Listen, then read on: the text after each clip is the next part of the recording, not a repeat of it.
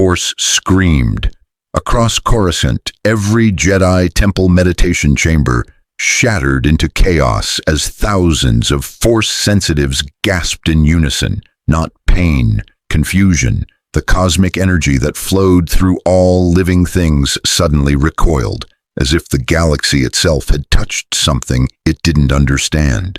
In the Senate building, Palpatine's fingers tightened on his armrest, yellow eyes flashing beneath his facade.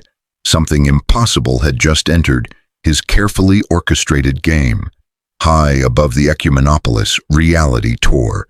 The rift appeared without warning, not a hyperspace anomaly, not a gravitational distortion, but a wound between dimensions. Violet and crimson light bled from the edges as something fell through, wings of pure white fire trailing behind it before they vanished. The figure plummeted toward the lower levels, crashing through traffic lanes and sending speeders spinning. It struck the underworld district with enough force to crater Durasteel and vaporize an entire cantina block. When the smoke cleared, Lucifer Morningstar stood in the rubble, straightening his suit. "Well," he said to no one in particular, brushing cosmic dust from his shoulders, "that was undignified." He looked up at the impossibly tall buildings stretching into a polluted sky, at the alien species fleeing in terror, at the strange energy he could feel permeating everything. Not magic, he knew magic, not divine power. He'd abandoned heaven. This was something else, something that felt almost alive. Within minutes, Republic security forces surrounded the crater, blasters trained on the impeccably dressed man standing in its center. Clone troopers in white armor established a perimeter, while a Jedi shuttle descended rapidly. Lucifer watched with mild amusement as a blue-skinned woman in robes emerged. Lightsaber ignited. "Identify yourself," Jedi Knight Isla Secura commanded, her weapon humming with plasma energy. "You've caused massive damage to Republic property." Lucifer smiled. It wasn't a kind smile. "I'm the devil, darling, and I didn't mean to drop in unannounced, but someone seems to have rearranged reality while I wasn't paying attention." He took a step forward. Every clone trooper's hand trembled. Ayla felt something impossible. The Force was silent around this being, not absent, afraid. "I'm detecting no dark side energy," she said into her comlink, confusion evident. "But he's Master Windu. I don't know what he is." "Contain him," Mace Windu's voice crackled back. "We're sending reinforcements." Lucifer laughed, a rich, genuine sound that somehow made the situation more terrifying. "Contain me? Oh, this should be entertaining." He looked directly at Ayla, and his eyes caught hers. She gasped. Her deepest desire surfaced against her will, to prove herself worthy, to show the Council she's more than Quinlan Voss's former Padawan, to be remembered as a great Jedi Master. "You want recognition," Lucifer said softly. "There's no shame in that, you know. Pretending you serve selflessly while craving validation, that's what makes it delicious." Ayla stumbled backward, her lightsaber wavering. What did you do?" "Nothing. I simply reflect what's already there." Lucifer spread his hands. "I'm very good at it." More Jedi arrived. Obi-Wan Kenobi, Anakin Skywalker, and finally, Mace Windu himself. The Jedi Master's purple blade ignited as he assessed the situation with practiced calm. But Lucifer saw the flicker of uncertainty, saw how the bald man's jaw tightened as he tried and failed to glimpse this stranger's future through the Force. "I am Mace Windu of the Jedi Council," he said with authority. "You will come with us peacefully for questioning." "Will I?" Lucifer tilted his head. "See, I have this thing about authority figures making demands. Bit of a sore spot, family issues and all that." He noticed the younger Jedi, the one with the mechanical hand and the scar across his eye. The boy radiated power and barely contained frustration. Lucifer's interest piqued. "And you must be someone important," Lucifer said, addressing Anakin directly. "I can feel the weight on your shoulders from here. Tell me, young Jedi, what do you truly desire?" "Don't answer him," Mace commanded, but it was too late. The words spilled from Anakin's mouth before he could stop them. "To be free, from the Council's restrictions, from the prophecy, from everyone who treats me like a weapon instead of a person. To protect the ones I love without being told it's forbidden." Silence fell over the crater. Obi-Wan stared at his former Padawan in shock. Mace's expression hardened. Anakin looked horrified at his own confession. Lucifer's smile widened. "Now that's honest. I like you already."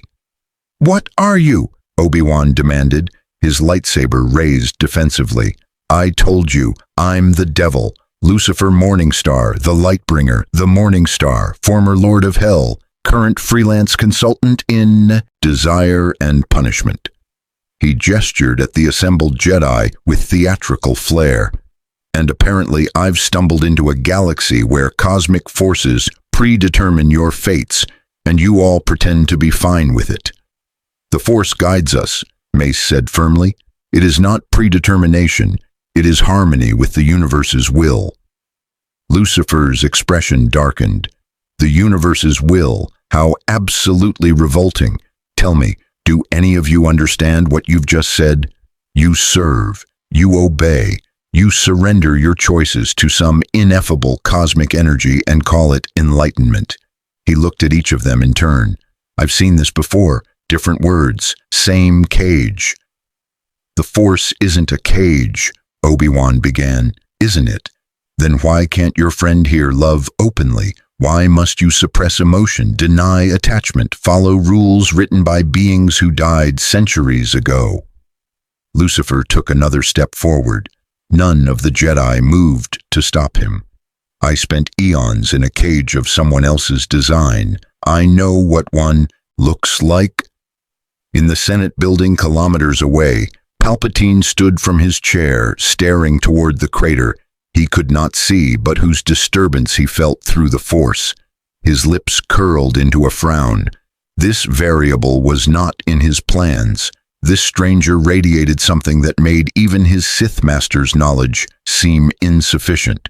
"Find out everything about him," he whispered to his hidden comlink, "and prepare contingencies." Back in the crater, Mace made a decision. "You will come with us, peacefully or otherwise." Lucifer sighed. "Very well, I'll play along, but understand this, Jedi, I go nowhere I don't choose to go. The moment I'm bored, your authority over me ends." He brushed past Mace Windu with casual disregard for the legendary warrior's reputation. "Now, shall we? I'm curious to meet this council of yours. I do so enjoy philosophical debates with the self-righteous." As they escorted him toward the shuttle, Anakin couldn't shake the feeling that everything had just changed. The stranger's words echoed in his mind. "Free from the prophecy. Free to protect the ones I love." For the first time in years, Anakin Skywalker wondered if destiny was truly written in the stars, or if it could be rewritten by choice. If you want to see more characters enter different universes, hit that subscribe button and drop the name of a character and the universe you'd want to see them in down in the comments below. May the Force be with you. The devil had come to Coruscant, and the Clone Wars would never be the same.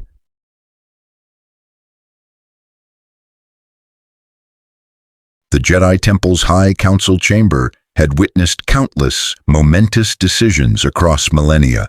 Today, it hosted something it had never encountered, a being the Force refused to acknowledge.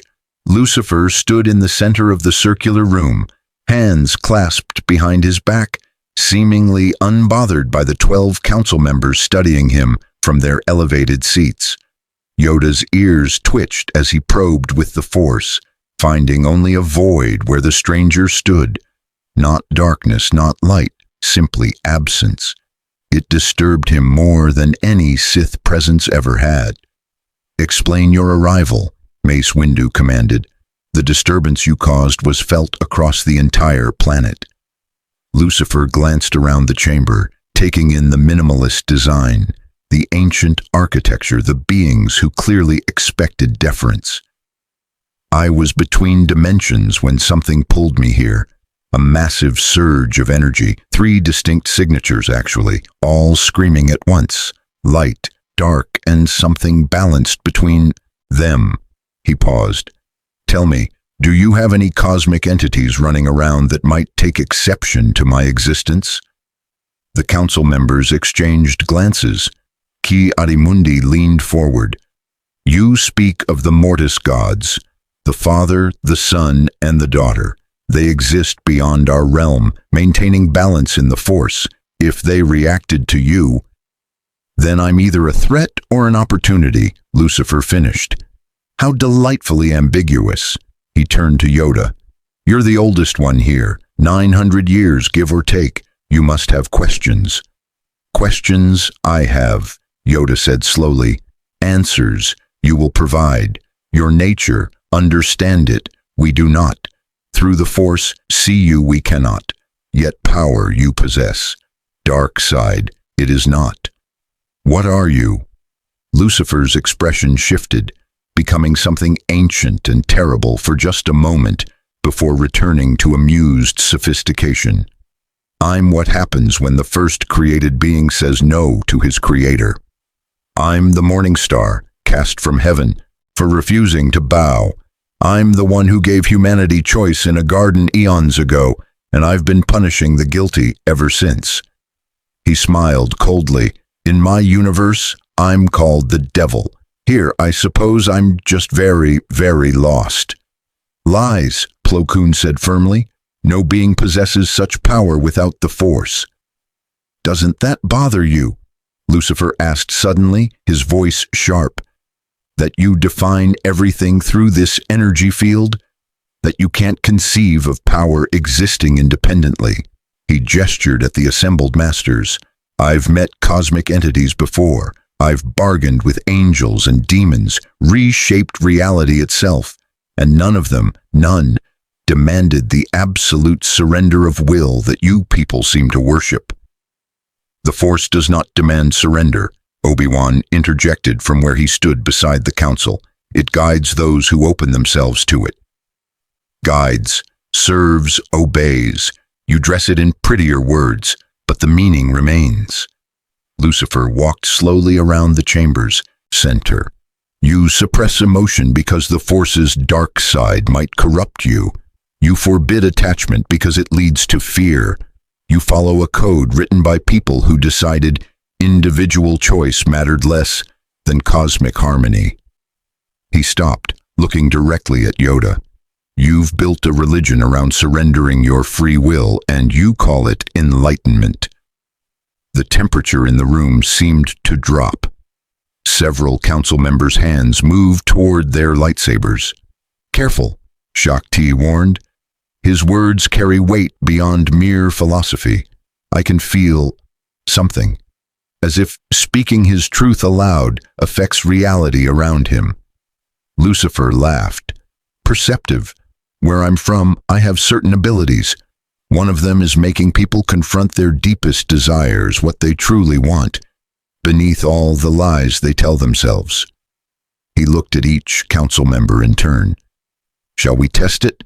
I promise it's quite revealing. No, Mace said immediately. Your power is dangerous. We will not. Consent is important, Lucifer interrupted. I agree, but sometimes truth emerges even when we try to contain it. He focused on Mace Windu, and the Jedi Master felt an irresistible pull from within his own mind. The words came unbidden. I desire to prove Yoda wrong, to show that my visions of the dark future are correct, that my way, swift action, decisive force, is what the Order needs. I want validation that my fear of the darkness is justified. Mace's eyes widened in horror. Around the chamber, council members shifted uncomfortably. Yoda's expression remained neutral, but his grip on his Geimer stick tightened. Interesting, Lucifer mused. Fear drives you, fear of the dark, fear of being wrong, fear of what's coming, and you're supposed to be above all that, aren't you? Enough, Mace's voice thundered. You violate the sanctity of this council, force confessions from those who hide behind serenity while drowning in suppressed emotion. Lucifer finished. I'm not forcing anything, Master Windu. I'm simply reflecting what's already there. The truth you won't acknowledge. He turned back to Yoda. You want to test me? Fine. Ask your questions. But understand, I don't answer to councils, governments, or gods. I'm here because the universe threw me here, and I'll leave when I'm ready. Yoda's eyes narrowed. Dangerous you are? To the Order, to the Republic, perhaps to the galaxy itself. Perhaps, Lucifer agreed. Or perhaps I'm the only honest thing in a galaxy full of beings lying to themselves about fate and free will. He noticed something in Yoda's expression, a flicker of recognition, of understanding that went beyond the immediate confrontation. You've lived 9 centuries watching Jedi come and go. You've seen the Order's failures. Tell me you haven't wondered if there's another way. For a long moment, Yoda said nothing. Then, wondered I have. Doubted, yes. But serve the Force I do. Serve it the Order does. Our way, imperfect it, may be, but chaos and suffering absolute freedom brings. Does it? Lucifer's smile returned. I've seen tyranny dressed as order. I've watched cosmic powers claim to know what's best for lesser beings. It always ends the same way, with choice stripped away, and those in power congratulating themselves on maintaining stability. He straightened his jacket. I didn't rebel against heaven just to find another version of it in a galaxy far from home. Obi-Wan stepped forward. If you reject all authority, all guidance, what do you believe in? Choice, Lucifer said simply. The right of every being to determine their own path, make their own mistakes, forge their own destiny, or reject destiny entirely. His gaze drifted toward the chamber doors. Speaking of which, there's a young man outside who's absolutely drowning in predetermined fate. The chosen one, I believe. I'd very much like to speak with him. Anakin Skywalker is not your concern, Mace said firmly. Isn't he? Prophecy says he'll bring balance to the Force. Everyone expects him to fulfill this role. He has no say in whether he wants this destiny. Lucifer's expression hardened. That sounds exactly like my concern. Yoda stood slowly from his seat. Leave, you will. From this temple, from Coruscant, dangerous influence you represent. And if I refuse? The council members all ignited their lightsabers simultaneously. 12 blades hummed to life, casting the chamber in multicolored light. Lucifer looked at the weapons, at the warriors, at the cosmic power they wielded, and he smiled. Well then, shall we see what happens when the devil meets the Force? The lightsabers hung in the air between Lucifer and the Jedi Council like threats waiting to be fulfilled. But the devil didn't move, didn't flinch. Instead, he laughed, a sound that somehow made the ancient temple stones seem fragile. You're going to fight me, Lucifer said, his voice rich with amusement, with laser swords. How absolutely adorable. Mace Windu's jaw tightened. We are prepared to defend. The lightsabers went out, all 12 of them, simultaneously. The council members stared at their inert weapons in shock. Ki-Adi-Mundi shook his lightsaber, attempting to reignite it. Nothing. Shakti reached out through the Force, trying to understand what had happened. The crystals were intact, the mechanisms functional. They simply refused to activate. I didn't break them, Lucifer said casually, examining his fingernails. I just asked them nicely not to work. Matter is remarkably cooperative when you understand its true nature. He looked up, meeting Yoda's ancient gaze. You wanted to see what I am? I'm the being who helped create the first stars. I shaped reality before your order existed, and I absolutely categorically refuse to be threatened in rooms where people think they're righteous. The lightsabers ignited again suddenly, as if they'd never stopped working. A demonstration, Lucifer continued. I could have done worse, could have turned them into flowers or made them scream. But I'm not here to fight you. I'm here because the universe decided I needed to be. He straightened his suit jacket. Now, are we going to continue this tedious posturing, or shall we discuss what actually matters? Yoda's ears lowered. Through the Force, he felt something impossible. The weapon in his hand had been afraid, not broken, not manipulated through known means. Afraid. Beyond our understanding, your power is. Beyond the Force itself. The Force, Lucifer mused, is fascinating. I can feel it now. This energy that connects all living things, that flows through your midi-chlorians. It's almost sentient, aware, but it's not divine, it's not omnipotent, he smiled. And it has no jurisdiction over me. Then why are you here? Obi-Wan asked, his lightsaber now held loosely at his side, the futility of threatening this being finally apparent. If you're so powerful, why remain in a galaxy that means nothing to you? Because, Lucifer said, his expression becoming serious for the first time, I felt 3 beings scream across dimensions when I arrived. The Mortis gods, you called them? They're worried, terrified actually, and beings that powerful don't fear without reason. He turned towards the chamber doors. Plus, there's a war happening here. A republic fighting separatists, Jedi serving as generals, and underneath it all, I can smell manipulation. Someone's pulling strings, and everyone's dancing. Palpatine's image flickered into existence via hologram before Mace could respond. The Supreme Chancellor's, grandfatherly smile was perfectly calibrated. Forgive the interruption, Masters, but I've been informed of our unusual guest. Perhaps this situation requires Senate oversight. Lucifer's eyes narrowed as he studied the hologram. For just a moment, less than a heartbeat, his vision shifted. He saw beneath the mask, saw the rotting darkness that writhed behind those seemingly kind eyes, saw the predator wearing the politician's face. Well, well, Lucifer said softly.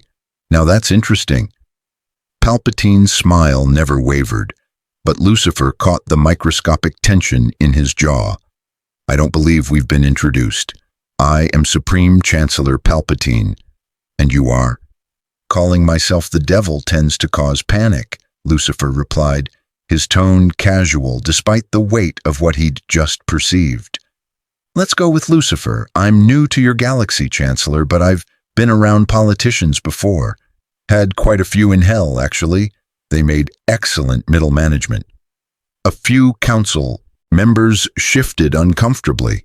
Palpatine's hologram flickered with what might have been static, or might have been irritation. How colorful, Palpatine said. Master Windu, perhaps our guest should be detained for the Republic's safety. There are facilities. No one's detaining anyone, Lucifer interrupted, his voice sharp enough to cut.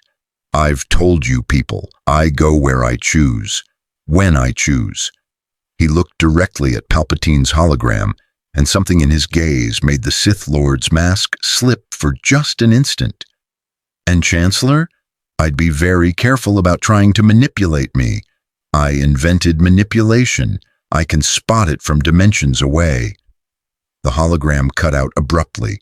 Yoda and Mace exchanged glances. Something had just happened, something beyond their understanding. The Supreme Chancellor had never retreated from a conversation so quickly. What did you see? Yoda asked quietly. Truth, Lucifer said. The kind that hides behind smiles and Senate protocols. He turned, back to the council. But that's a conversation for another time. Right now, I want to talk to the Chosen One, the boy drowning in everyone's expectations." "Absolutely not," Mace said firmly. "Anakin is—" The chamber doors opened. Anakin Skywalker stood in the entrance, his mechanical hand clenched into a fist. "I heard my name multiple times." His eyes found Lucifer. "You made me say things I've never told anyone, not even Obi-Wan, not even—" He stopped himself. "Not even the person you're secretly married to." Lucifer finished gently. The council chamber exploded with shocked exclamations. Obi-Wan's face went pale. Mace Windu's expression became thunderous. Yoda closed his eyes, ancient grief crossing his features. "How did you—" Anakin began. "It's written all over you," Lucifer said. "Fear of losing her, desperation to protect her, the way you touch your Jopper snippet like it's a lifeline." He walked toward the young Jedi slowly, carefully, as one might approach a wounded animal. "They tell you attachment is forbidden, that love leads to the dark side, that your feelings for her will destroy you." He stopped a few feet away. "What do you believe, Anakin Skywalker?" "I believe," Anakin's voice cracked. Years of suppressed emotion threatened to pour out. "I believe the code is wrong. I believe I can love her and still be a Jedi. I believe everyone who keeps telling me I'm the chosen one should let me choose my own damn destiny." "There it is," Lucifer said softly. "Honesty, the thing your order demands you suppress." He glanced back at the council. "You've built a philosophy that creates exactly what you fear. Suppress emotion and it festers. Forbid love and it becomes obsession. Tell someone they're destined for greatness and you strip away their agency." "Anakin," Obi-Wan said, his voice pained, "is it true? Have you taken a wife?" The young Jedi looked at his former master, at the council, at Lucifer. In that moment, Anakin Skywalker made a choice that would have been impossible 5 minutes earlier. "Yes," he said, "I married Padme Amidala, and I'd do it again. I love her, and I'm not sorry." The council chamber fell into stunned silence.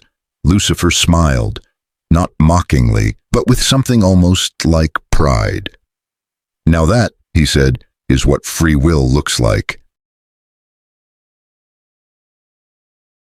In his private office deep within the Senate building, Sheev Palpatine sat motionless. The kindly Chancellor mask had vanished, replaced by the cold calculation of Darth Sidious. His fingers steepled beneath his chin as he reached out through the Force, trying and failing to perceive the being who had just torn apart decades of careful planning with a few sentences. Nothing. Where Lucifer stood, the Force simply stopped. Not darkness, not void, absence. "Unacceptable," he whispered. His holoterminal chimed. Count Dooku's hooded figure appeared, concern etched on his aristocratic features. "Master, I felt the disturbance. What has entered the capital?"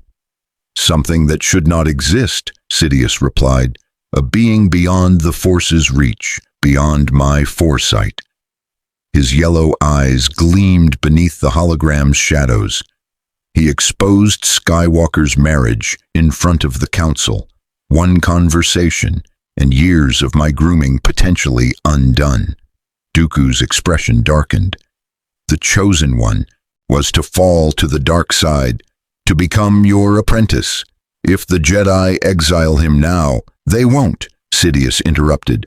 Yoda is too compassionate. They'll deliberate, debate, consider rehabilitation. His lips curled into a sneer. But this Lucifer, he's given Skywalker something far more dangerous than exile. He's given him justification for his desires. Then we eliminate him. Would that we could. Sidious leaned back, his mind racing through contingencies. I looked into his eyes through the hologram, Dooku. For one moment, I felt him look back, and I suspect he saw exactly what I am. He paused.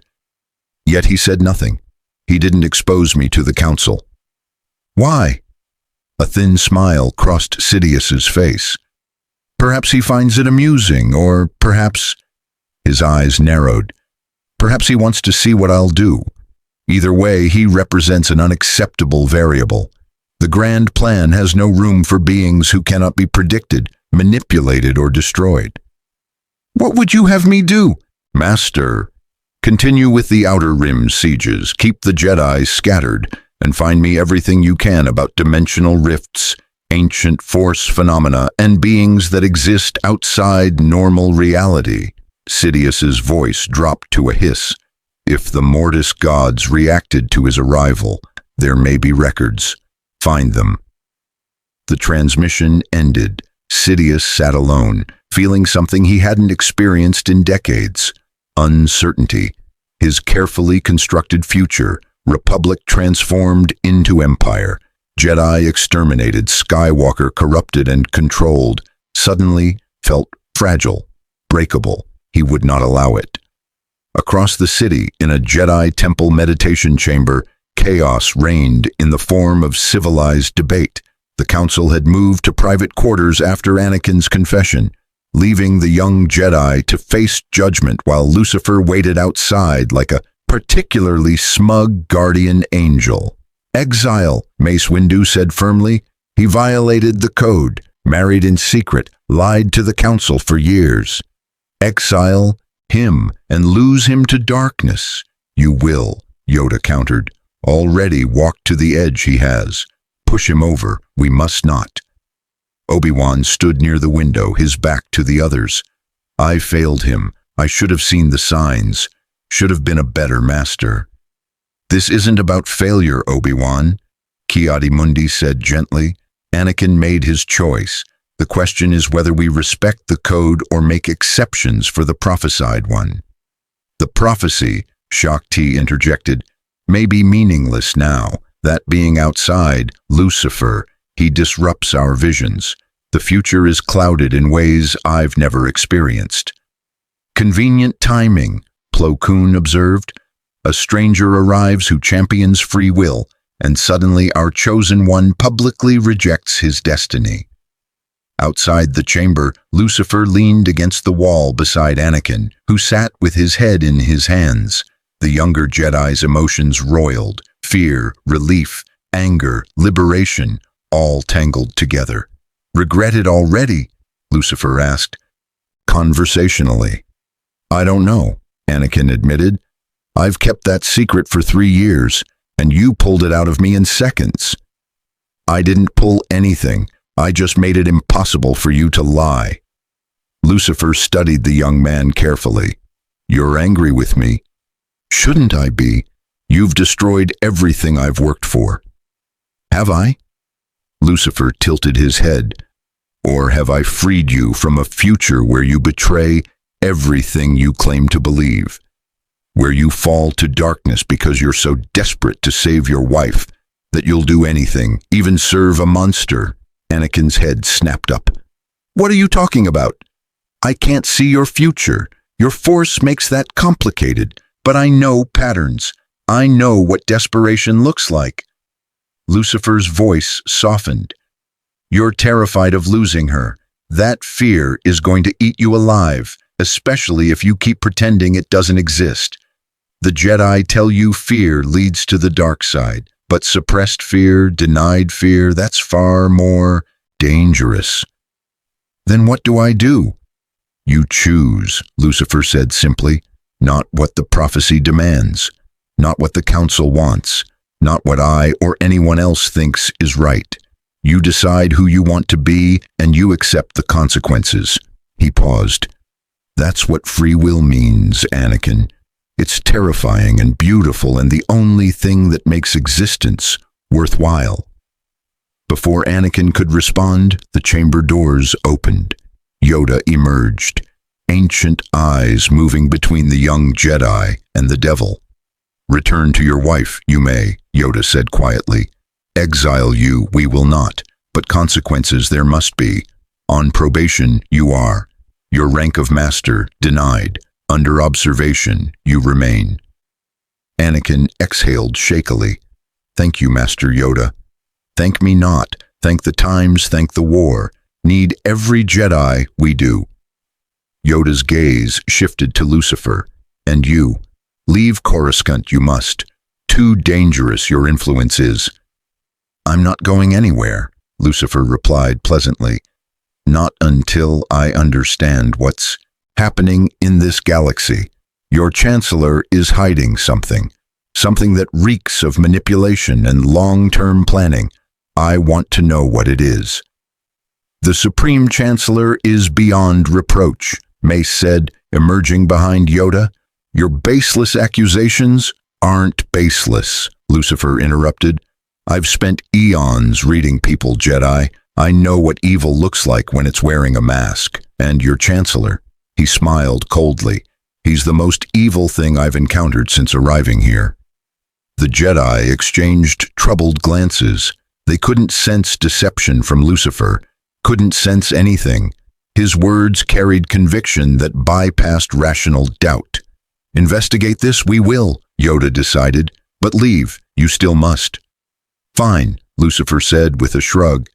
I'll leave the temple. There's a whole galaxy to explore after all, and I'm very curious about these separatists I keep hearing about. He looked at Anakin. Remember what I said, boy, your choices are your own. Don't let prophecy or fear or anyone else make them for you. As Lucifer walked away, his footsteps echoing through the temple halls, Yoda watched him go with troubled expression. A storm he brings, the ancient master whispered, change everything he will, whether for good or ill. He closed his eyes. No, I do not. The separatist flagship Invisible Hand hung in orbit over Raxus Secundus, its dagger-shaped silhouette a testament to the Confederacy's industrial might.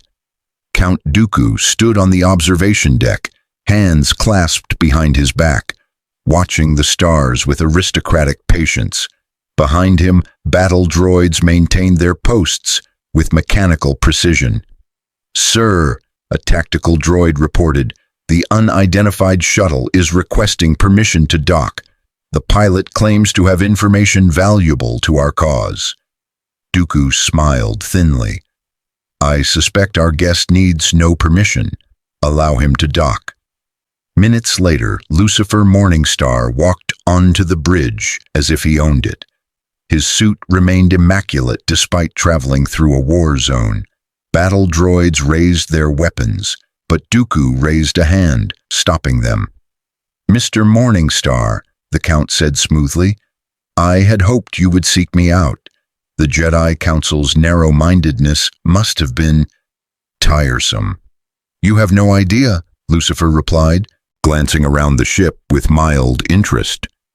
Lovely vessel, very evil empire aesthetic. I appreciate the commitment to theme. Dooku's expression remained neutral, but his eyes betrayed amusement. I am Count Dooku, leader of the Confederacy of Independent Systems. I've been monitoring your entrance into our galaxy with great interest. Have you now? Lucifer studied the older man carefully. Through the Force, Dooku radiated controlled power and barely concealed darkness. But beneath that, Lucifer saw something else. Strings. Invisible threads leading back to someone pulling them. Let me guess. You want to recruit me, offer me wealth, power, a place in your new order. Perceptive, Dooku gestured toward the viewport. The Republic is corrupt. The Jedi have become enforcers of a bloated bureaucracy. We seek independence, freedom from centralized tyranny. He turned, meeting Lucifer's gaze. From what I understand, freedom is something you value. I do, Lucifer agreed, which is why I'm curious about your definition of it. You've broken away from the Republic, yes, but you've replaced it with corporate interests and battle droids. Your governing council consists of Trade Federation Viceroy, banking clan representatives, and techno-union executives. He smiled. That's not freedom, that's just different chains. Dooku's jaw tightened slightly. You oversimplify. The Confederacy allows systems to govern themselves without Senate interference, while remaining economically dependent on the corporations funding your war. Lucifer walked closer, his voice dropping. I've seen this pattern before, Count. Revolution that trades one master for another. The faces change, the rhetoric shifts, but the cage remains. He paused. Question is, do you know you're in a cage, or do you still think you're free? The temperature in the room seemed to drop. Dooku's hand moved subtly toward his lightsaber. You presume much. I presume nothing. I observe. Lucifer's eyes bored into the Count's. You were a Jedi Master once, disillusioned with the Order's politics, frustrated by their inaction.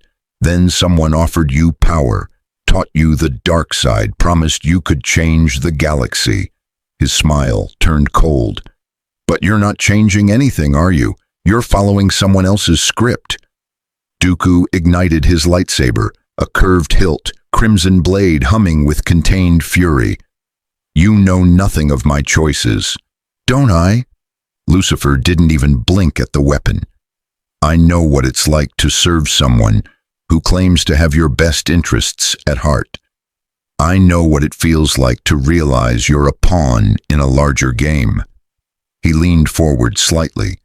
Tell me, Count Dooku, who's your master? Who taught you the Sith arts? Who benefits most from this war between Republic and Separatists? The lightsaber wavered. For just a moment, uncertainty flickered across Dooku's aristocratic features, then control reasserted itself. You speak of matters beyond your understanding. Do I? Then let me demonstrate. Lucifer's voice carried the weight of eons. Your master is using you. This war, the Republic, the Separatists, all of it is theater. Someone is orchestrating both sides, playing you against the Jedi while positioning themselves to seize ultimate power. He tilted his head. And you already suspect this, don't you? You've felt the inconsistencies, the times when your orders didn't quite make strategic sense. The way certain battles seem designed to prolong the conflict rather than win it. Dooku deactivated his lightsaber, but his expression remained guarded. Even if what you say were true, and I'm not conceding that it is, why would you care? This isn't your galaxy. Because I hate manipulation, Lucifer said simply. I've spent eons punishing those who lie, who trick others into surrendering their free will. And this? He gestured at the view screen showing the war-torn galaxy. This is manipulation on a scale that offends me.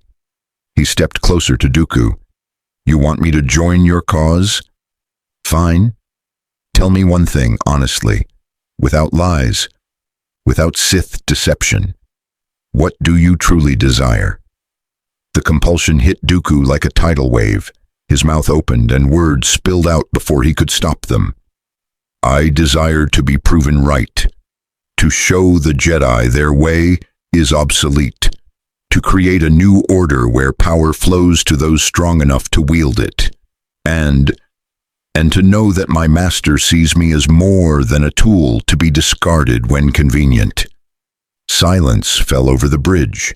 Battle droids continued their programmed routines, unaware of the revelation. Dooku looked stricken, horrified at his own confession. Lucifer's expression softened into something almost like sympathy. There it is. You know you're being used. You just hope you're wrong. He shook his head. I spent eons in hell punishing the guilty. I know a damned soul when I see one, Count. And you're already damned. You just haven't admitted it yet. Get off my ship, Dooku said, his voice barely controlled. Gladly. Your offer holds no interest for me. Lucifer turned to leave, then paused. But I'll give you free advice since I'm feeling generous. When your master's plan reaches its conclusion, when the moment comes to cast you aside, and it will come, remember this conversation. Remember that you had a choice. He glanced back. We always have a choice, even in the darkest moments, especially then. As Lucifer walked toward the hangar, Dooku stood frozen, his mind racing. The stranger's words echoed in places he'd kept carefully sealed. Doubts he'd suppressed, fears he'd refused to acknowledge. He activated his encrypted comm. The hooded hologram of Darth Sidious appeared. "Master," Dooku said carefully, "the stranger Lucifer has just left my ship.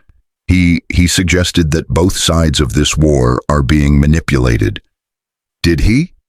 Sidious's tone remained neutral, but Dooku felt the weight of his attention. "And what did you tell him?"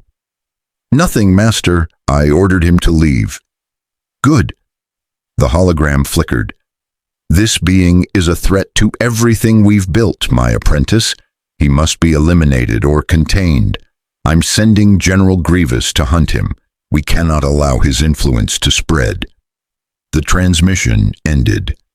Dooku stood alone, staring at the stars, wondering, not for the first time but more intensely than ever before, if he'd made a terrible mistake decades ago when he'd first answered his master's call.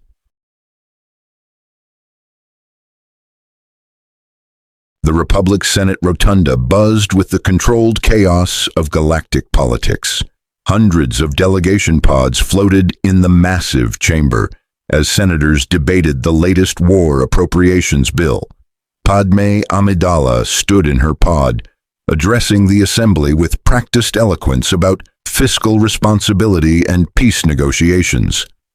Lucifer sat in the visitors' gallery, watching with the fascination of someone observing an elaborate performance. He'd accepted Senator Amidala's invitation to observe Republic democracy in action, partly out of curiosity, partly because she was Anakin's wife, and mostly because he suspected this would be entertaining. He was not disappointed. "The banking clan's interest rates are bleeding our outer rim systems dry," Padme argued. "We must renegotiate these war bonds before—" "Before what?" Senator Orn Free Ta interrupted, his Twi'lek headtails twitching with indignation. "Before we lose the war. The Separatists won't wait for fiscal reform, Senator." Amidala. The debate escalated, voices rose, accusations flew, and through it all, Lucifer felt the web of lies, bribes, and hidden agendas that permeated every word. The Republic wasn't dying from separatist attacks. It was rotting from within. "Fascinating," he murmured. "They're all lying, every single one." Bail Organa, sitting nearby in the gallery, glanced over. "That's a cynical view, Mr. Morningstar." "Is it? Watch Senator Ta's eyes when he mentions the banking clan. See how Senator Dichi shifts when appropriations are mentioned." Lucifer smiled. "They're not debating policy, they're protecting investments." "You can't know that just by watching." "Can't I?" Lucifer stood, drawing attention from nearby visitors. "Would you like me to prove it?" Before Bail could stop him, Lucifer walked to the railing and called out, his voice somehow carrying across the massive chamber without shouting. "Forgive the interruption, honorable senators, but I have a question." The chamber fell, silent. Palpatine, presiding from the Chancellor's podium, frowned. "The visitors' gallery is not permitted to address."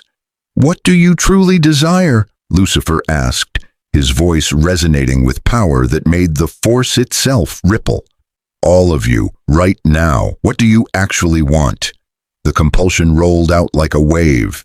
Senator Orn Free Ta spoke first, his voice hollow. "I desire to maximize my family's wealth before the Republic collapses. I've been accepting bribes from the banking clan for years. I don't care about the war. I care about securing my fortune before everything falls apart." Gasps echoed through the chamber. Senator Ta looked horrified at his own words, hands flying to his mouth. But the confessions had begun. "I desire to see the Jedi Order destroyed," Senator Dichi said mechanically. "They've held too much power for too long. I'm secretly funding separatist propaganda on my homeworld."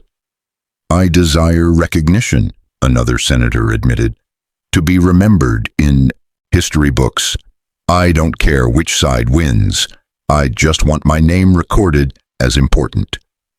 I desire the war to continue, a Moon representative confessed. The banking clan profits more from prolonged conflict than from peace. Every battle, every loan, every death, we grow richer. I desire revenge, Senator Motnot Rab said, tears streaming down his face. The separatists killed my son. I don't vote for strategy. I vote to hurt them every time.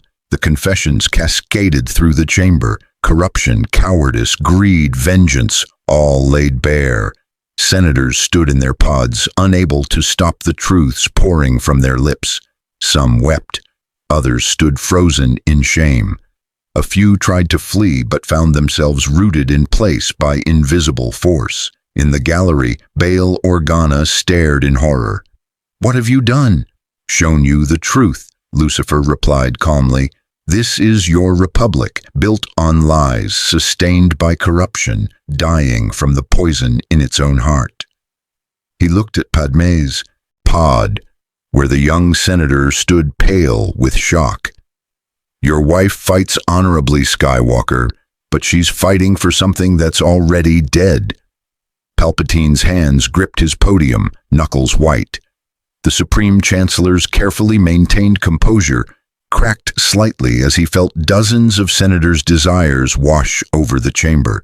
But when Lucifer's gaze turned toward him, Palpatine met it steadily. "Chancellor Palpatine," Lucifer called out, "surely you have desires as well. You're the Republic's leader. What do you truly want?" The chamber held its breath. Palpatine smiled, grandfatherly, warm, completely controlled. "I desire peace, Mr. Morningstar, an end to this terrible war, safety for the Republic and all its citizens." The words rang with apparent sincerity. Lucifer's eyes narrowed. Impossible. The compulsion should have been irresistible. Yet the Chancellor stood unmoved, his mask perfectly intact. Only one type of being could resist that power, someone whose will was so absolutely focused, so completely disciplined, that even cosmic compulsion couldn't break it, or someone who wasn't entirely human anymore. "Interesting," Lucifer said softly. "Very interesting indeed." Palpatine's smile never wavered, but his eyes, for just a fraction of a second, flashed yellow. The spell broke. Senators collapsed into their pods, gasping. Some screamed denials. Others wept openly. Security forces rushed into the chamber as chaos erupted. Delegations shouted accusations at each other. Years of hidden corruption now exposed. The Senate began tearing itself apart. Bail grabbed Lucifer's arm. "You've destroyed the Senate. How can we govern when everyone knows the truth?" Lucifer pulled free gently. "Perhaps you can't. Perhaps that's the point." He watched the chaos below with satisfaction. You can't fix corruption by pretending it doesn't exist. You burn it out or you let it consume you. Jedi temple guards appeared in the gallery. Lightsabers ignited. Master Windu led them, his expression thunderous. "You will come with us," Mace commanded. "What you've done here is reveal what was always there," Lucifer finished. "I didn't plant those desires, Master Jedi. I simply made them impossible to hide." He glanced at Palpatine one more time. The Chancellor was already moving through the chaos, consoling senators, appearing concerned, while his eyes calculated how to use this disaster to his advantage. "Your Chancellor resisted me," Lucifer said quietly to Mace. "Do you understand what that means? What kind of will or darkness it takes to resist cosmic compulsion?" Mace's expression shifted from anger to concern. "You're saying—" "I'm saying watch him carefully, because I've met evil in many forms and he's hiding something that even I find impressive." Lucifer allowed the temple guards to escort him away. "Now, shall we continue this dance? I believe I've worn out my welcome in the Senate as well." Behind them, the Republic. Senate burned with revelations, and in the Chancellor's office, Darth Sidious smiled.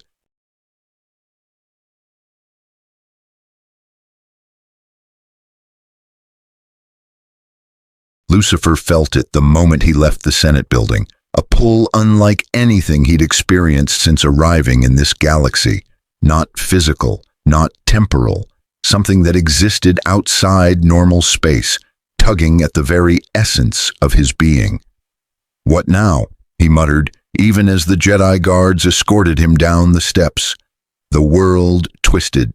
Reality folded in on itself, and suddenly Lucifer stood alone on a platform of crystalline rock, suspended in a void filled with swirling cosmic energy. 3 figures waited for him, beings that radiated power so ancient it made the Jedi seem like children playing with matches. The Father stood in the center, robed in gray, his face weathered with eons of burden. To his right, the daughter glowed with serene light, her presence warm and comforting. To his left, the sun burned with barely restrained darkness, red eyes fixed on Lucifer with predatory interest. "Welcome to Mortis," the Father said, his voice resonating across dimensions. "We are the ones, the embodiments of the Force itself, light, dark, and balance." Lucifer looked around the impossible realm, then back at the 3 beings. "You're the ones who screamed when I arrived, the Force made manifest." He smiled without humor. "And you've dragged me here because I'm something you don't understand."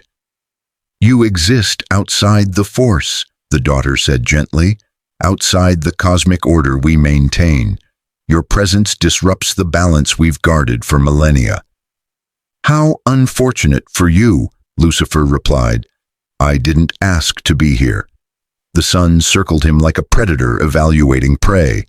"You rejected your creator, fell from grace, embraced power without restraint." His voice dripped with fascination. "You could be magnificent in darkness. Join me. Together we could break free of the Father's chains." "And trade one cage for another?" Lucifer interrupted. "I've heard this pitch before. Different words, same slavery." He looked at the Father. "You maintain balance. Force beings. To walk predetermined paths. Call it destiny. Call it the Force's will. It's still control." The Father's expression remained neutral, but something flickered in his ancient eyes. "Without balance, there is chaos. Without the Force's guidance, beings destroy themselves and each other." "Do they, or do you just tell yourself that to justify holding the reins?" Lucifer walked to the edge of the platform, staring into the cosmic void. "I've seen this dynamic play out across universes. Powerful beings convinced they know what's best for lesser creatures. Always ends the same way, with free will crushed beneath the weight of cosmic paternalism." "Free will," the Father mused. "Is that what you believe you represent?" "I know I do. I chose to fall rather than serve. I chose hell over heaven's prison. Every decision, every consequence, mine." Lucifer turned back. "You 3, you're trapped in your own roles. Light, dark, balance, cosmic forces playing out the same patterns forever. Where's your choice in that?" The daughter's serene expression wavered. "We chose our purpose." "Did you? Or were you born into it, created to embody these aspects?" Lucifer's gaze sharpened. "The son rebels, the Father controls, the daughter mediates. You've been doing this dance for how long? Since the dawn of the Force itself?" He paused. "Have you ever considered doing something else? Being something other than what you were made to be?" Silence fell across Mortis. The question hung in the air like a physical weight. The son spoke first, his voice uncertain for the first time. We are the Force. We cannot be other than what we are." "Can't you?" Lucifer smiled sadly. "Or won't you? There's a difference." He looked at each of them in turn. "You're as trapped as anyone I've met in this galaxy. The Jedi serve the Force. The Sith serve the Force. And you three, you are the Force, which means you can never escape it. The father's composure cracked slightly. You speak of escape, as if servitude to purpose is imprisonment. Isn't it?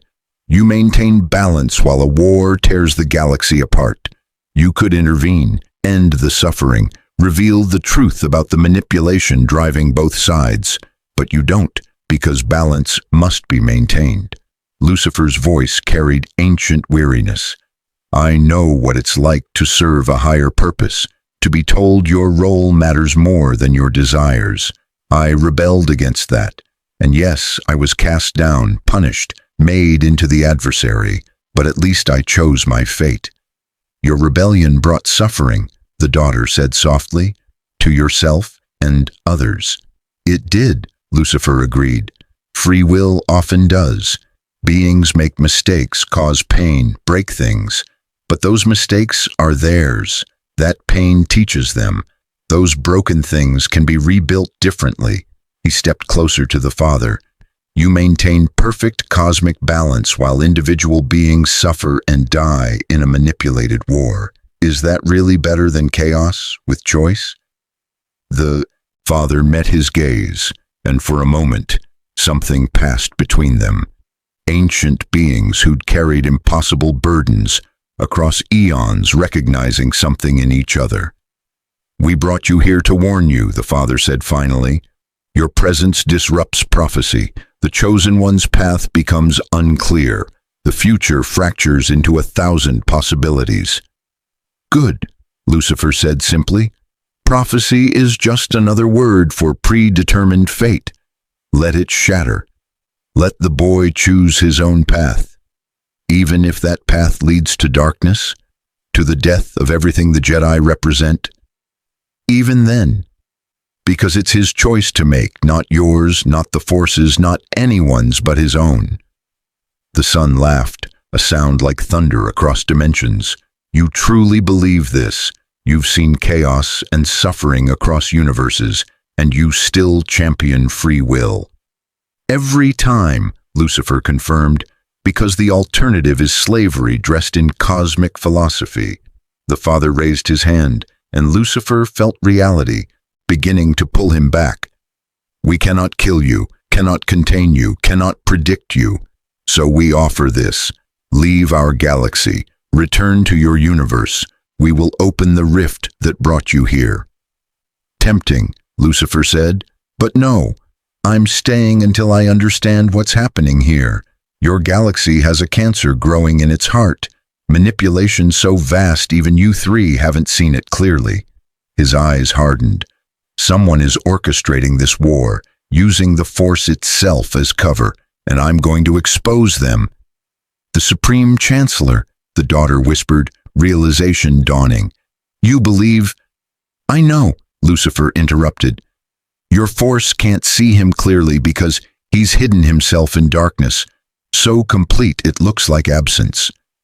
But I see truth beneath masks. Always have. He felt himself fading back to normal space. So no, I won't leave. Not until I've burned away every lie in this galaxy. The last thing he heard before Mortis released him was the father's voice. Then may the Force have mercy on us all, because you will either save this galaxy or doom it. Lucifer materialized back on Coruscant, standing exactly where he'd vanished. The Jedi guards jumped back in shock. Where did you... Mace Windu began. Had a chat with your cosmic deities, Lucifer said casually. Lovely beings, terrible philosophy. Now where were we? The Supreme Chancellor's office occupied the highest levels of the Senate building, offering a panoramic view of Coruscant's endless cityscape. Palpatine stood at the window, hands clasped behind his back, when Lucifer walked through the door without knocking. Mr. Morningstar, Palpatine said without turning, I don't recall granting you an appointment. You didn't. Lucifer closed the door behind him with a gesture, and every lock engaged simultaneously. The security systems went dark. But we both know this conversation was inevitable. Palpatine finally turned, his grandfatherly smile perfectly calibrated. "I'm afraid I don't understand. If you have concerns about your status in Republic space, I'm happy to arrange." "Drop it," Lucifer said flatly. "The act, the mask. We're alone, and I can feel the darkness rolling off you in waves." He walked closer, each step deliberate. "You resisted my power in the Senate. Only two types of beings can do that. Those with absolutely no desires, or those whose will is so completely focused on a single terrible purpose that nothing else matters." His smile turned cold. "You're not the first type." For a long moment, Palpatine maintained his facade. Then, slowly, it cracked. The kindly expression melted away like wax, revealing something ancient and malevolent beneath. His eyes shifted from blue to sulphurous yellow. "Impressive," Darth Sidious said, his voice dropping to a hiss. "Most never see through the mask. The Jedi have sat across from me for years, blind to what stands before them." "The Force hides you," Lucifer observed. "You've wrapped yourself in darkness so complete, it appears as nothing. Clever. But I don't see through the Force, I see truth." He tilted his head. "Darth Sidious, I presume, the Sith Lord orchestrating both sides of this war?"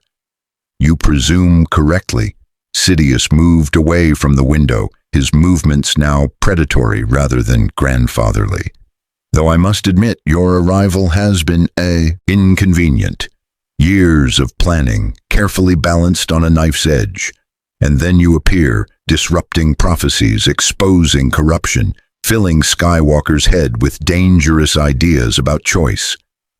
"You were grooming him," Lucifer said. "The chosen one. You planned to corrupt him, turn him into your apprentice. More than that." Sidious gestured at the galaxy beyond his window. "Skywalker is the key to everything. With him at my side, the Jedi will fall, the Republic will become my empire, and I will rule for 1,000 years." His yellow eyes blazed. "But you've given him hope, made him believe he can choose his own path. That belief is more dangerous to my plans than any army." "Good," Lucifer said simply. "Your plan offends me. Manipulation on this scale, orchestrating a war that kills millions just to position yourself for ultimate power. It's impressive in its evil, I'll grant you that. But it's still just another tyrant playing God. And you're so different." Sidious laughed, a sound like breaking glass. "You rebelled against your creator, brought evil into the world, corrupted humanity in a garden. How many have suffered because of your choices?" "Millions," Lucifer admitted, without hesitation. "I've never claimed to be good, but I gave humanity choice. The knowledge of good and evil, free will to decide their own fates. You," he gestured at the Sith Lord, "you're stripping choice away, making the galaxy dance on your strings while they think they're free." "Freedom is chaos," Sidious countered. "The galaxy needs order, structure, a strong hand to guide it away from self-destruction." "There it is," Lucifer said softly. "The lie every tyrant tells himself. They need me. They'd destroy themselves without my control. I've heard it from emperors, demons, and gods. It's always the same rationalization for the same sin. The sin of believing you have the right to dictate others' choices." Sidious's expression darkened. "You cannot stop me. The grand plan has already begun. Order 66 is prepared. The clone army will exterminate the Jedi when I give the word. Skywalker will fall to save his wife. The Republic will beg me to become emperor." He stepped closer, dark side energy crackling around him. "Even if you expose me now, the war has created the conditions I need. The Senate will choose security over freedom. They always do." "Perhaps," Lucifer acknowledged. "Fear is a powerful tool, but you've made a mistake, Sidious." "Have I?" You assumed I operate like everyone else in this galaxy, that I need the Force, need allies, need to follow your rules." Lucifer's eyes gleamed with something ancient and terrible. "I don't. I can walk into the Senate tomorrow and tell them exactly what you are. I can show Anakin the future you have planned for him. I can expose every manipulation, every lie, every death you've orchestrated." Sidious smiled, a predator's expression. "You could, but you won't, because despite your rhetoric about free will, you believe beings must choose their own paths. If you expose me, you rob them of that choice. You make their decision for them." His voice dropped to a whisper. "You're trapped by your own philosophy, devil, and I am not." Lucifer was silent for a moment. Then he laughed, genuine amusement tinged with respect. "You're right. I won't rob them of choice, even to stop you. But I can give them information, plant seeds of doubt, make it impossible for you to operate in complete darkness." He leaned forward. "You can kill me, Sidious, but you can't predict me, and that terrifies you." "Should it?" Sidious raised his hands, Force lightning crackling between his fingers. "You may be powerful in your universe, devil, but here the dark side of the Force is supreme. Let's test which is stronger, celestial power or Sith mastery." The lightning erupted, purple-white energy that had killed Jedi masters and shattered Durasteel. It struck Lucifer dead center, enveloping him in destructive power that would have reduced a normal being to ash. Lucifer stood unmoved, his suit not even singed. "Is that it?" he asked mildly. "I've been hit with hellfire, celestial fury, and the wrath of the Presence himself. Your lightning tickles." Sidious's eyes widened, the first genuine surprise Lucifer had seen from him. The Sith Lord gestured, and the entire office erupted with dark side energy. The windows shattered, furniture disintegrated. The walls themselves began to crack under impossible pressure. Lucifer remained standing, completely unaffected. "You can't kill me," Lucifer said, his voice cutting through the chaos. "You can't manipulate me. You can't predict me. And that's why I'm staying. Not to stop you, that's their choice to make, but to ensure they have the information to make that choice." He walked through the maelstrom of dark side energy as if it were a gentle breeze. "Enjoy your plan while it lasts, Sidious, because I'm going to make executing it very, very difficult." He vanished, reality bending around him as he stepped through dimensions. Sidious stood alone in his destroyed office, breathing heavily. For the first time in decades, Darth Sidious felt something he'd thought himself beyond: uncertainty. The devil had entered his galaxy, and suddenly the future he'd planned so carefully seemed less inevitable. He reached for his comlink with trembling fingers. "General Grievous, execute Contingency 7. I don't care what it costs. I want Lucifer Morningstar eliminated, now."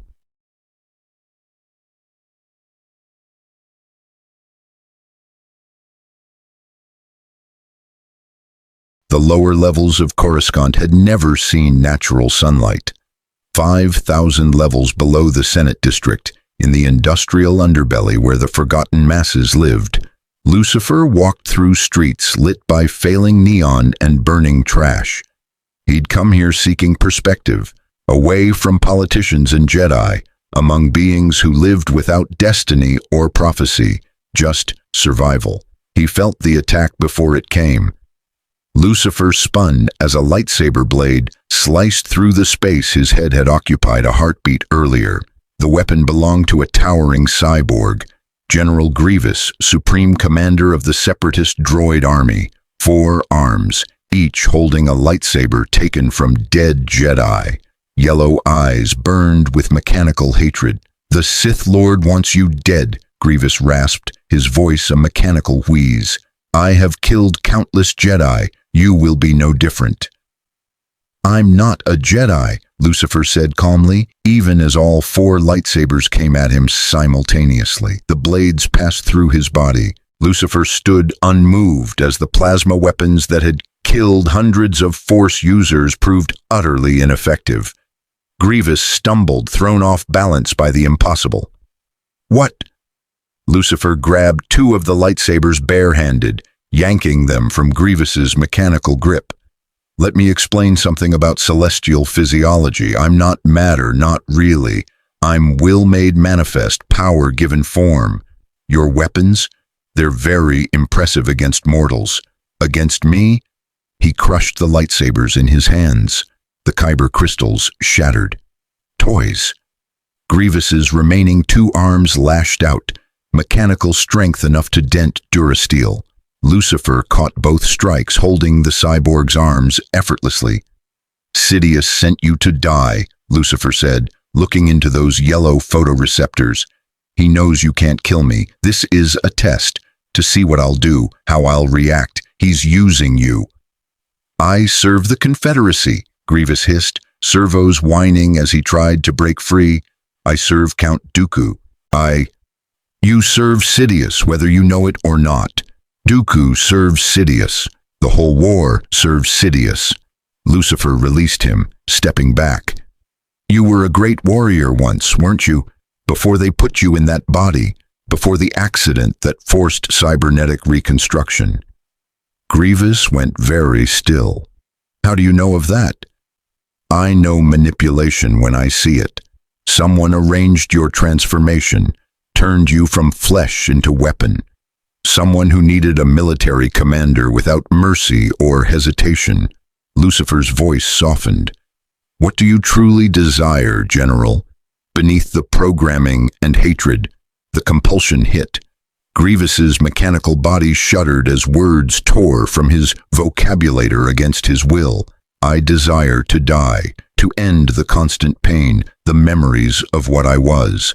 I desire vengeance against those who made me this thing, and I desire to have never agreed to the surgery, to have died honorably as a warrior rather than live as a monster." The confession hung in the polluted air. Around them, lower-level residents had fled, sensing danger. Only Lucifer and the broken cyborg remained. "They took your choice," Lucifer said quietly. "Convinced you this was survival, enhancement, power, but they made you a slave to their war, just like everyone else in this galaxy." "Why tell me this?" Grievous demanded, his voice raw despite its mechanical nature. "Why not destroy me?" "Because I don't destroy beings who are already suffering. That's punishment enough." Lucifer turned to leave. "But know this, General. You still have choices. You can continue serving masters who view you as expendable, or you can choose your own path, whatever that might be." Before Grievous could respond, the street exploded. Droidicas rolled into position, shield generators activating. Battle droids poured from transport ships, and above, separatist fighters screamed through the lower-level traffic lanes, weapons hot. Hundreds of combatants, all focused on one target. "Impressive," Lucifer observed. "Sidious really wants me gone." The barrage began. Blaster fire, missiles, thermal detonators, enough firepower to level a city block. The lower-level residents who hadn't fled were caught in the crossfire, screaming as their homes exploded around them. Lucifer's expression darkened. "Enough," he said, and his voice carried power that made reality itself pause. The barrage stopped. Not because the droids ceased firing, they continued pulling triggers, but because the energy weapons simply stopped working. Blaster bolts hung frozen in midair. Missiles halted mid-flight. The destruction ceased as if someone had paused the universe. "You're killing innocents," Lucifer said, his voice resonating with something ancient and terrible. "These people have nothing to do with your war, your politics, your master's schemes. They're just trying to survive, and you use them as collateral damage." His eyes blazed white-hot. The devil face emerged. His true form, the aspect that had terrified demons and angels alike. The mechanical army recoiled, servos screaming in machine terror. I am Lucifer Morningstar, the Lightbringer, first of the fallen. I have walked through hell itself and emerged unchanged. I have defied the presence. I have watched universes die. His wings manifested, not the white fire from his arrival, but something darker, edged with cosmic fury. And I do not tolerate the slaughter of the helpless. He gestured once. Every droid within a kilometer radius simply fell apart. Not destroyed, not damaged, unmade. Molecular bonds severed, metal returned to constituent elements, complex machines reduced to their base components. The army that had come to kill him became piles of scrap in a single instant. The frozen blaster bolts and missiles dissolved into harmless energy. Silence fell over the lower levels. Lucifer's true form faded, his human appearance reasserting itself. But his expression remained cold. "Tell your master," he said to Grievous, who stood alone among the wreckage, "that if he sends another army into populated areas, I'll do worse, much worse." He vanished, stepping between dimensions, leaving General Grievous standing in a street of disassembled droids and terrified civilians. The cyborg general looked at his hands, hands that had killed dozens of Jedi, that had conquered systems for the separatist cause. And for the first time since his transformation, Grievous wondered if he was truly the predator he believed himself to be, or just another tool in someone else's war. High above, in his reconstructed office, Darth Sidious watched the surveillance footage. His face remained calm, but his fingers drummed against his desk with barely controlled fury. The devil could not be killed, could not be controlled, could not be predicted. The grand plan required adjustment. The Jedi Temple stood as it had for millennia, a monument to the Force and the order that served it. Tonight it became the stage for something unprecedented. Lucifer stood in the temple's main courtyard as dawn broke over Coruscant, waiting. He'd sent word to the council, to Anakin, to Padme, to Bail Organa, to everyone who might listen. Today, the truth would be laid bare. Today, they would choose. Yoda arrived first, leaning on his Geimer stick, ancient eyes studying the devil, with something approaching understanding. "Come to say goodbye, have you?" "No," Lucifer replied. "I'm staying, but first everyone needs to understand what's really happening in this galaxy." The courtyard filled. Jedi Masters, Senators, clone commanders, even representatives from the separatist worlds who'd agreed to temporary ceasefire for this unprecedented gathering. Anakin stood with Padme, no longer hiding their bond. Obi-Wan beside them, conflicted but present, Mace Windu arms crossed, waiting for whatever chaos Lucifer would unleash. And on the holographic displays, millions across the galaxy watched, drawn by rumors of the devil's final revelation. "You're all being manipulated," Lucifer began, his voice carrying across the courtyard and through broadcasts to 1,000 worlds. "This war, Republic versus Separatists, Jedi versus Sith, light versus dark, is theater. Both sides serve the same master." "Lies," someone shouted from the crowd. "Are they?" Lucifer's eyes swept the assembly. "Supreme Chancellor Palpatine is Darth Sidious, Dark Lord of the Sith. He's orchestrated this entire war, playing both sides against each other while positioning himself to seize ultimate power." The courtyard erupted in chaos. Denials, accusations, demands for proof. Through it all, Lucifer stood calm. "Proof?" he said quietly, and the noise subsided. "I offer you something better. Truth." His gaze found Palpatine's hologram among the Senate representatives. "Come here, Chancellor, stand before these people and tell them what you truly desire." Palpatine's image smiled serenely. "I'm afraid I cannot attend in person at such short notice, but I assure the Council and the Senate—" "You're afraid to come because I'll strip away your mask," Lucifer interrupted. because the moment you stand in my presence, your true nature becomes undeniable." He addressed the crowd. "He resisted my power once through sheer force of dark will, but even Sith Lords can only maintain that control for so long." "This is absurd," Palpatine's hologram declared. "I have served the Republic faithfully for—" "Then come here," Lucifer challenged. "Prove me wrong. Stand before your people and let them see the truth." Silence fell. Palpatine's hologram flickered, frozen between maintaining the lie and revealing himself through absence. Count Dooku's transmission cut in, his face appearing on another display. "The devil speaks truly," the Count said, his voice heavy with resignation. "I am Darth, Tyrannus, apprentice to Darth Sidious. Everything he says is accurate. I have been a fool. We have all been fools." The courtyard exploded again. Jedi ignited lightsabers. Senators screamed accusations. Clone commanders received contradictory orders through their comm systems. "Order 66, Lucifer said, cutting through the chaos. "It's already programmed into your clone army. A single command from Palpatine, and every clone trooper will turn on their Jedi generals simultaneously. Instant genocide, perfectly orchestrated." Obi-Wan stared at Commander Cody, who stood nearby.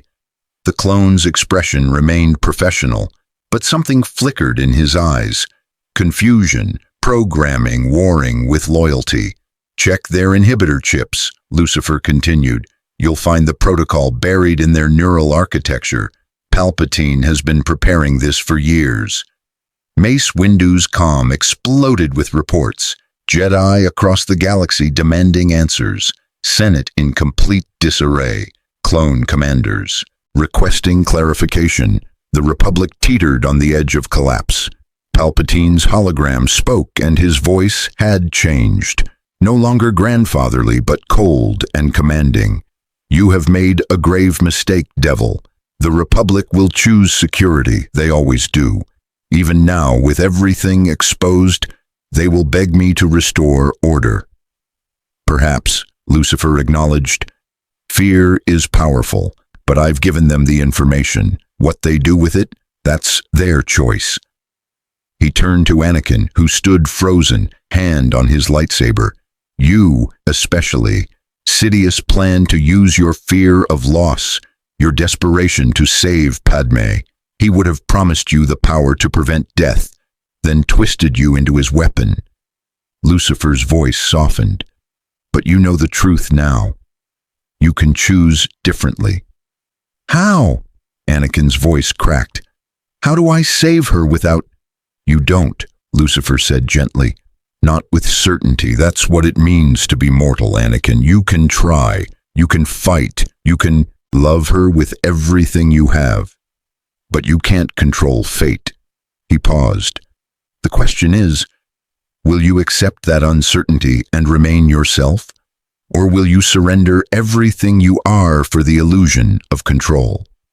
Padme took Anakin's hand. "I don't need you to save me from destiny. I need you to choose us. Choose our life together, whatever time we have." Anakin looked at her, at Lucifer, at the chaos erupting around them. The prophecy, the Council's expectations, Palpatine's manipulation, all of it pressing down like physical weight. And in that moment, Anakin Skywalker made a choice. "I choose her," he said simply. "I choose love over power, life over prophecy, my path over anyone else's plan." Lucifer smiled, genuine, warm, proud. Now that's what free will looks like. Across the galaxy, emergency sessions convened. Senators demanded Palpatine's arrest. Jedi Masters began examining clone programming. Separatist systems questioned their leadership. The grand plan, exposed to light, began to crack. But in his office, Darth Sidious smiled. Chaos created opportunity. The Republic would fracture, and from those fractures he would still forge his empire. It would take longer, require adaptation, but the outcome remained inevitable. Unless the devil stayed to ensure it didn't. Lucifer stood in the courtyard as beings scattered to their new purposes, their new choices. Yoda approached, ancient wisdom in his eyes. "Stay, will you?" the Jedi Master asked, "to see what comes next?" "Yes," Lucifer decided. "I've started something here. Seems only fair I see it through." He looked up at Coruscant's polluted sky. "Besides, I'm curious. A galaxy at a crossroads. Beings making real choices for the first time in years. This could go beautifully or catastrophically wrong." "Often the same thing, those are," Yoda observed with a slight smile. Lucifer laughed. "You're not wrong." And at the center of it all, Lucifer Morningstar walked among them, asking uncomfortable questions, forcing truth from lies, ensuring that no being could hide behind manipulation again.